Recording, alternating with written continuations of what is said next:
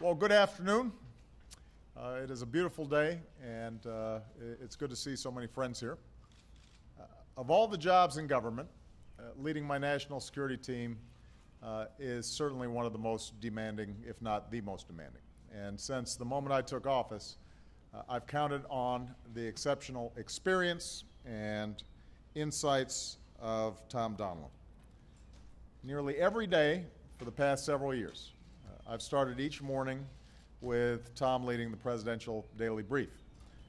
Hundreds of times, a sweeping assessment of global developments and the most pressing challenges. As my national security advisor, his portfolio is literally the entire world. He's deftly advanced our strategic foreign policy initiatives while at the same time having to respond to unexpected crises, and that happens just about every day. He's overseen and coordinated our entire national security team across the government, a Herculean task. And it's nonstop, 24/7, 365 days a year. Today, I am wistful to announce that after more than 4 years of extraordinary service, Tom has decided to step aside at the beginning of July. And I am extraordinarily proud to announce my new national security advisor, our outstanding ambassador to the United Nations, Susan Rice, as well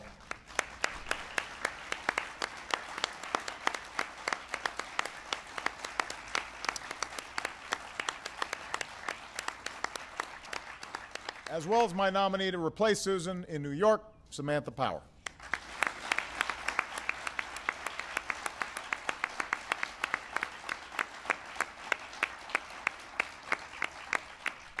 Now, when I first asked Tom to join my team, I knew I was getting one of our nation's premier foreign policy leaders, somebody with a deep sense of history and a keen understanding of our nation's place in the world.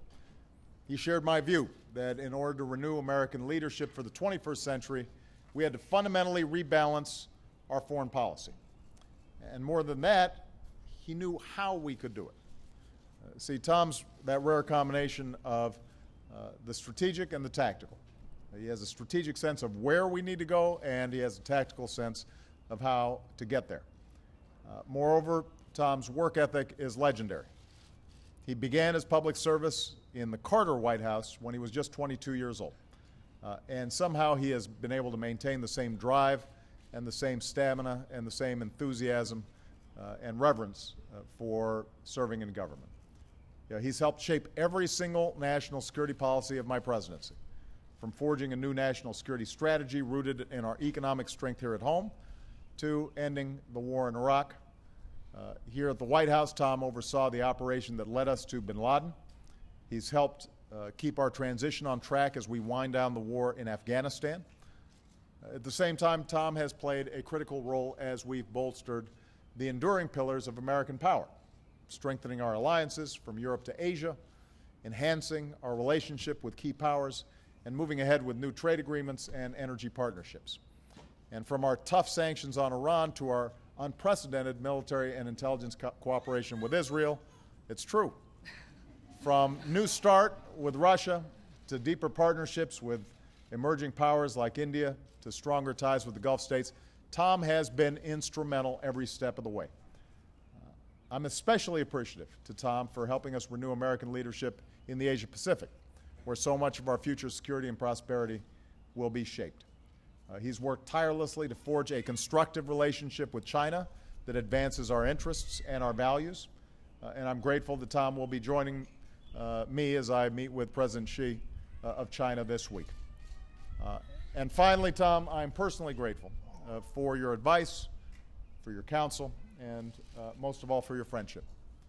Whenever we sit down together, whether it's in the Oval Office or the Situation Room, I do so knowing that you have led a rigorous process, that you've challenged assumptions, that you've asked the tough questions, that you've led an incredibly hard-working national security staff, and presented me with a range of options to advance our national interests.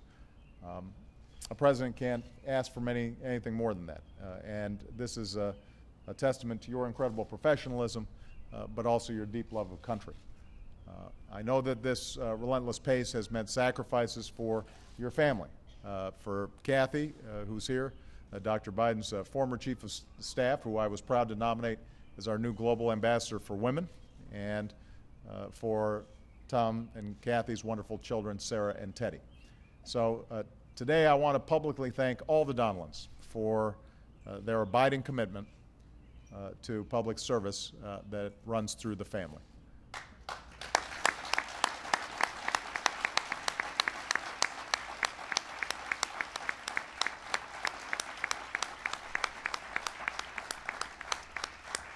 You've been with me every step of the way these past 4 years, and the American people owe you an enormous debt of gratitude for everything that you've done. You've helped to restore our nation's prestige and standing in the world. You've positioned us well to continue to lead in the years ahead. I think that Tom Donilon has been one of the most effective national security advisors our country has ever had, and he's done so without a lot of fanfare and a lot of fuss. So, Tom, on behalf of us all, thank you for your extraordinary service.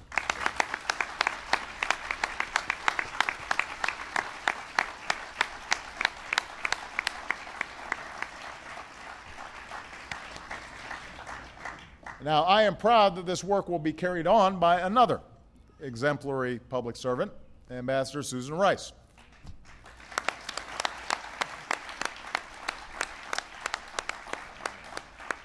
Susan was a trusted advisor during my first campaign for president.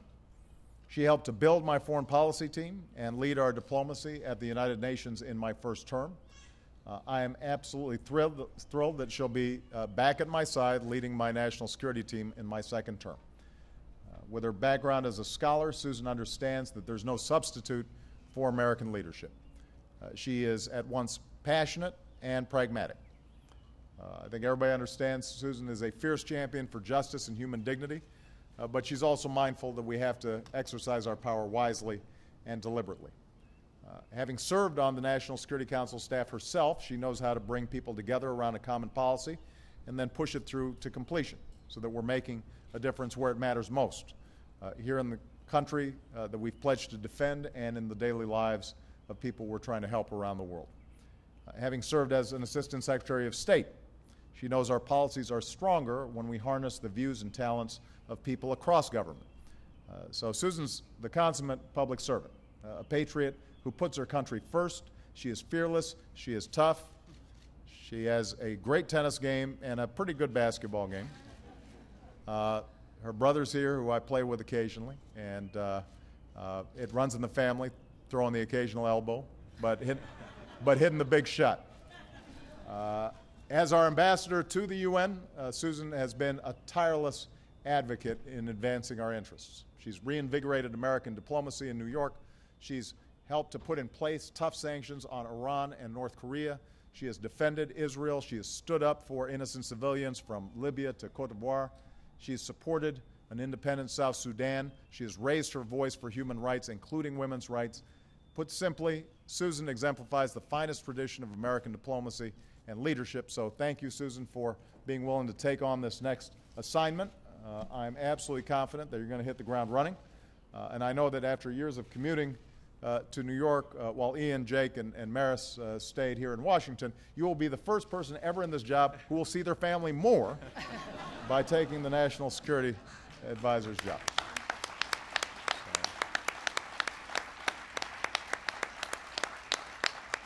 Now, normally I'd be worried about losing such an extraordinary person up at the United Nations and be trying to figure out how are we ever going to replace her.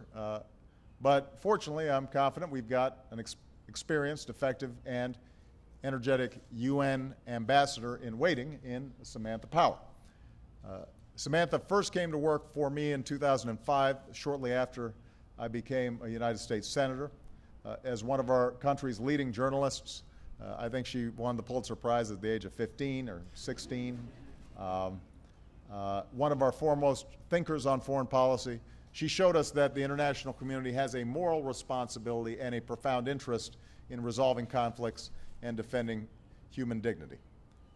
As a senior member of my national security team, she's been a relentless advocate for American interests and values, building partnerships on behalf of democracy and human rights, fighting the scourge of anti-Semitism and combating human trafficking. To those who care deeply about America's engagement and indispensable leadership in the world, you will find no stronger advocate for that cause than Samantha. And over the last 4 years, Samantha's worked hand in glove with Susan in her role because Samantha's been the lead White House staffer on issues related to the United Nations. And I'm fully confident she'll be ready on day one to lead our mission in New York while continuing to be an indispensable member of my national security team. She knows the UN's strengths, she knows its weaknesses, she knows that American interests are advanced when we can rally the world to our side, and she knows that we have to stand up for the things that we believe in. And to ensure that we have the principled leadership we need at the United Nations, I would strongly urge the Senate to confirm her without delay. So Samantha, thank you to Cass and you and Declan and Rian for continuing to serve our country. This team of people has been extraordinarily dedicated to America. They have made America safer. They have made America's values live in corners of the world that are crying out for our support and our leadership. I could not be prouder of these three individuals, not only their intelligence, not only their savvy, but their integrity and their heart. And I'm very, very proud to have had the privilege of working with Tom. Very proud that I'll continue to have the privilege of working with Samantha and with Susan. So with that, I'd invite Tom to say a few words. Tom?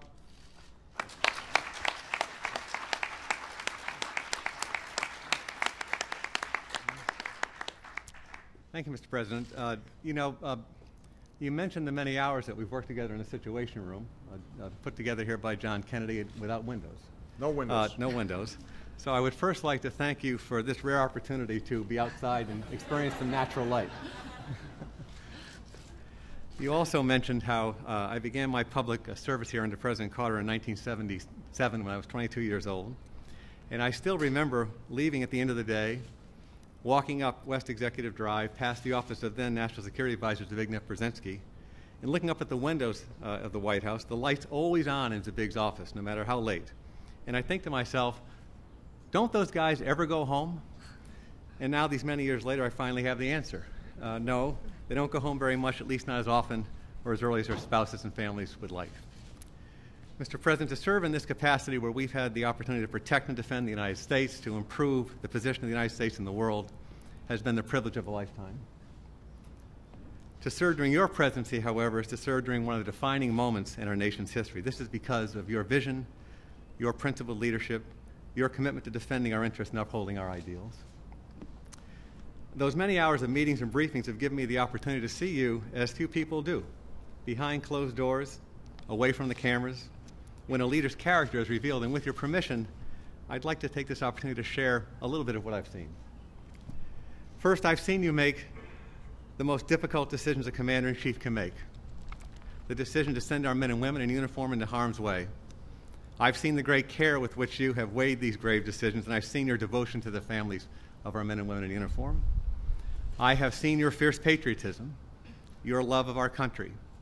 When confronted with competing agendas and interests, you always bring the discussion back to one question: what's in the national interest? What's best for America? I've seen your abiding commitment to the core values that define us as Americans, our Constitution, civil liberties, the rule of law. Time and time again, you've reminded us that our decisions must stand up to the judgment of history. Finally, Mr. President, I've seen you represent the United States around the world and what you mean to the people around the world when you represent our country. When you step off that plane with the words United States of America, when you reach out to foreign audiences and speak to the basic aspirations we share as human beings, you send a clear message that America wants to be their partner. And that ability to connect, to forge new bonds is a form of American power and influence that advocates our interests and ideals as well. To Vice President Biden and Jill, Kathy and I have considered you dear friends for more than 30 years, and it's been an honor to make this journey with you. To my colleagues and friends here at the White House and across the government, the American people will never truly know how hard you work in their defense. To my longtime partners in the senior leadership of the National Security Council, Dennis McDonough, John Brennan, Tony Blinken, Lisa Monaco, Mike Froman, Ben Rhodes, and Brian McEwen.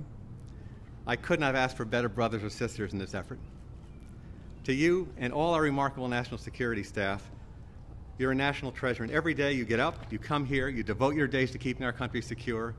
You are the best our nation has to offer, and it's been an honor and a privilege to serve with each and every one of you, and I'm glad so many of you are here today.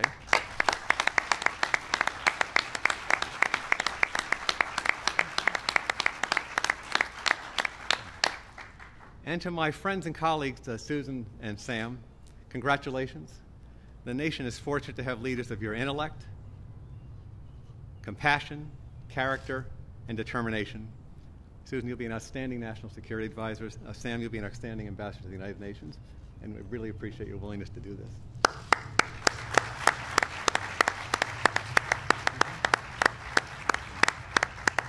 Finally, and most importantly, to Kathy, Sarah, and Teddy, as the President said, this job has meant great sacrifices for you, and each of you in your own way has made a contribution to the country, and I could not be more grateful. So again, Mr. President, thank you for the opportunity, the extraordinary opportunity to serve you and to serve our nation. You know, I stand here 36 years ago, almost to the day when I first came on the 18 acres of the White House to come to work. And I must tell you, I leave this position much less cynical and never more optimistic about our country and its future. Thank you very much, Mr. President.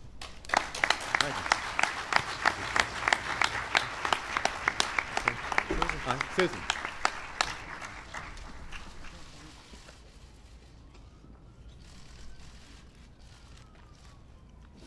Mr. President, thank you so much. I'm deeply honored and humbled to serve our country as your national security advisor. I'm proud to have worked so closely with you for more than 6 years, and I'm deeply grateful for your enduring confidence in me. As you've outlined, we have vital opportunities to seize and ongoing challenges to confront. We have much still to accomplish on behalf of the American people, and I look forward to continuing to serve on your national security team to keep our nation strong and safe. Tom, it's been a real honor to work with you again. You have led with great dedication, smarts, and skill, and you leave a legacy of enormous accomplishment. All of us around the principal's table will miss you, and I wish you and Kathy and your family all the very best. Above all, I want to thank my own wonderful family for their unfailing support. My mother, Lois, my wonderful husband, Ian, our children, Jake and Maris, and my brother, John, have all been my strength and my greatest source of humor. I'm also thinking today about my late father, who would have loved to be here. I'm forever grateful to my family for their love and sacrifice. I want to thank my remarkable colleagues at the U.S. mission to the United Nations. I am so proud of the work we've done together under your leadership, Mr. President, to advance America's interests at the United Nations. And Samantha, my friend, warmest congratulations. You're a tremendous colleague, and the United States will be extremely well served by your leadership at the United Nations. And I'm so glad we get to continue to work together. Mr. President, having participated in the national security decision-making process over the last 4 years, I admire the exemplary work done every day by our colleagues at State, Defense, the intelligence community, and across the government to make our nation more secure. I look forward to working closely with you, your extraordinary national security team, our country's most experienced leaders from both parties, and your superb national security staff to protect the United States advance our global leadership, and promote the values Americans hold dear. Thank you very much, Sam.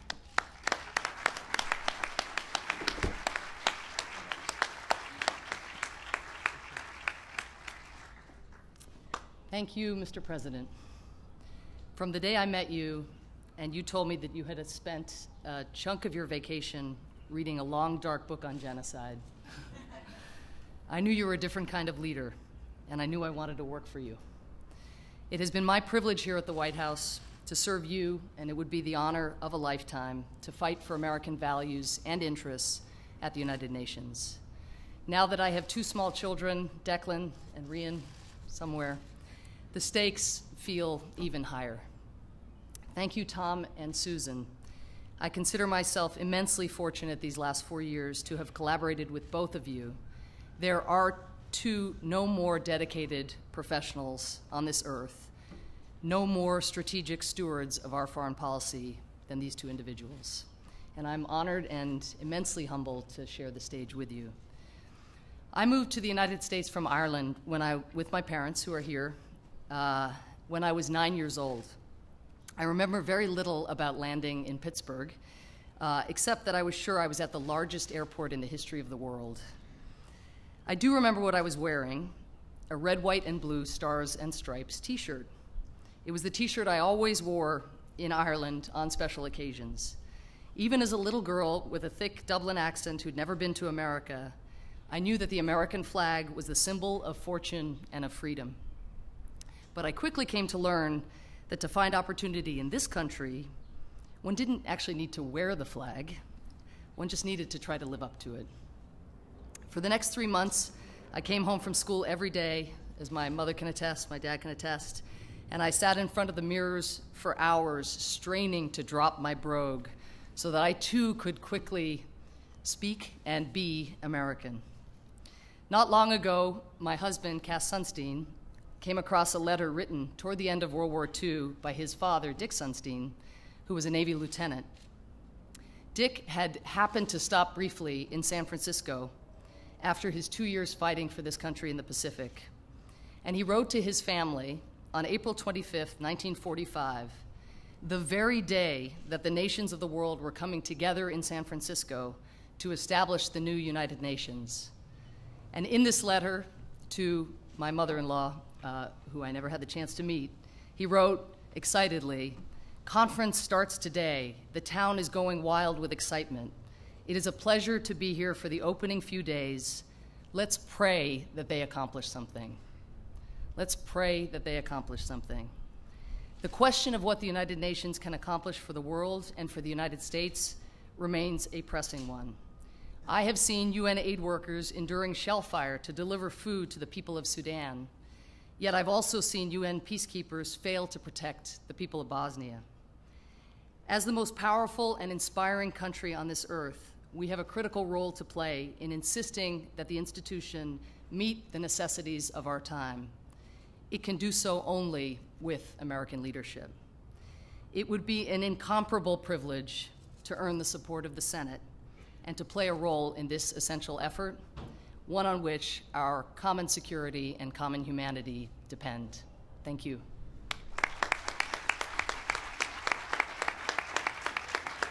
Thank you, everybody.